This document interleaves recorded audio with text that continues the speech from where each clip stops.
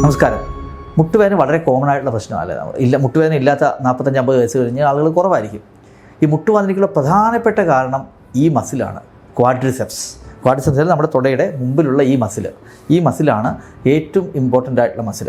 ഈ മസിലിൻ്റെ ഒരു പ്രത്യേകത എന്ന് വെച്ച് കഴിഞ്ഞാൽ ഈ മസിലാണ് നമ്മുടെ മുട്ടിൻ്റെ അലൈൻമെൻറ്റ്, ഒരു ഷോക്ക് അബ്സോർബർ പോലെ നിൽക്കുന്നത്. അതായത് ഷോക്ക് അബ്സോർബർ മുട്ടിൽ ഫോഴ്സ് നമ്മളിപ്പം എന്തെങ്കിലും ചെയ്യുമ്പോൾ ആ മസിലിൻ്റെ പവർ അനുസരിച്ച് അത് പവർഫുൾ ആണെങ്കിൽ പതുക്കെ മുട്ടിലോട്ടുള്ള ഫോഴ്സ് കുറയും. മുട്ടിൽ വേദന വരില്ല. ഫോർ എക്സാമ്പിൾ, നമ്മൾ ഒരു ഷോക്ക് അബ്സോർബർ എന്നൊക്കെ പറയത്തില്ലേ, നമ്മൾ കാറിൻ്റെ ഷോക്ക് അബ്സോർബർ പോകുമ്പോൾ ഒരു ഭയങ്കരമായിട്ട് നേരെ വന്ന് എഞ്ചിൽ നമ്മൾ ആടും, നമ്മൾക്ക് ഭയങ്കരമായിട്ട് ഒരു ചെറിയ കുഴി ചാടിയപ്പോൾ നമുക്ക് വലിയൊരു ഇമ്പാക്റ്റ് ഫീൽ ചെയ്യും. അതുപോലെ നമ്മുടെ മുട്ടിൻ്റെ ഈ മസിൽ സ്ട്രോങ് ആണെങ്കിൽ എന്ത് വരുന്ന ഇമ്പാക്റ്റും ഈ മസിൽ അബ്സോർബ് ചെയ്യും. അപ്പോൾ മുട്ടിൽ ഫോഴ്സ് കൂടുതൽ വരില്ല.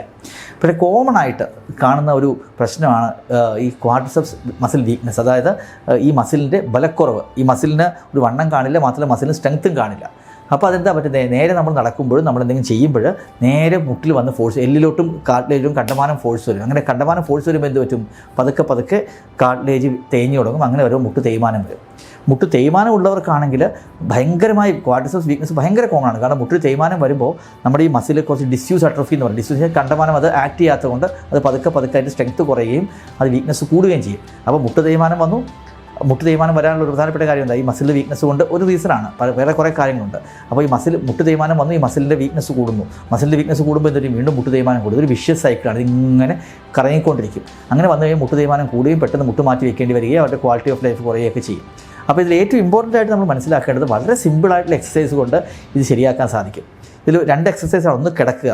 നമ്മൾ കിടന്നിട്ട് ഏറ്റവും സിമ്പിളായിട്ടുള്ള എക്സസൈസ്, ഒരു ടവൽ എടുത്തിട്ട് നമ്മുടെ മുട്ടിൻ്റെ താഴെ വെച്ചിട്ട് നല്ല രീതിയിൽ താഴത്തോട്ട് അമർത്തുക. ഒരു 10 ഇഞ്ച് കനത്തിലുള്ള ഒരു ബെഡ്ഷീറ്റോ അല്ലെങ്കിൽ ഒരു തലയണയോ ഫോൾഡ് ചെയ്തെടുക്കുക. ഇത് കാൽമുട്ടിൻ്റെ അടിയിലായിട്ട് പ്ലേസ് ചെയ്യുക. എന്നിട്ട് പേഷ്യൻ്റ് തൻ്റെ മസിൽ കൺട്രാക്റ്റ് ചെയ്യിപ്പിച്ചുകൊണ്ട് ഈ മുട്ടിന് കീഴോട്ട് മുകളിലേക്ക് ഉയർത്താൻ പറയുക. സോ കാൽ ഉയർത്തി പിടിക്കുമ്പോൾ നമ്മുടെ തൈ മസിൽസ് കൺട്രാക്റ്റ് ചെയ്യുകയും ഇതൊരു 5 to 10 സെക്കൻഡ്സ് ഹോൾഡ് ചെയ്യുന്നതിന് പേഷ്യൻറ്റിനോട് ആവശ്യപ്പെടുകയും ചെയ്യാം. ഈ ഒരു എക്സസൈസ് 10 സെക്കൻഡ്സ് ഹോൾഡ് ചെയ്തുകൊണ്ട് 10 റെപ്പിറ്റേഷനാണ് പേഷ്യൻറ്റ് ചെയ്യേണ്ടത്. ഇനി 10 സെക്കൻഡ് ഒരുപക്ഷെ എല്ലാവർക്കും ഹോൾഡ് ചെയ്യാൻ പറ്റണമെന്നില്ല. അങ്ങനെയാണെങ്കിൽ കംഫർട്ടബിളായിട്ട് എത്ര സെക്കൻഡാണോ അത്രയും ഹോൾഡ് ചെയ്യുക. 10 പ്രാവശ്യം റിപ്പീറ്റ് ചെയ്യുക. തുടയുടെ മസിൽസിൻ്റെ സ്ട്രെങ്ത് ആർത്രൈറ്റിസ് രോഗികളുടെ ദൈനംദിന ചര്യകളിൽ വളരെ പ്രധാനപ്പെട്ട ഒരു സംഗതിയാണ്.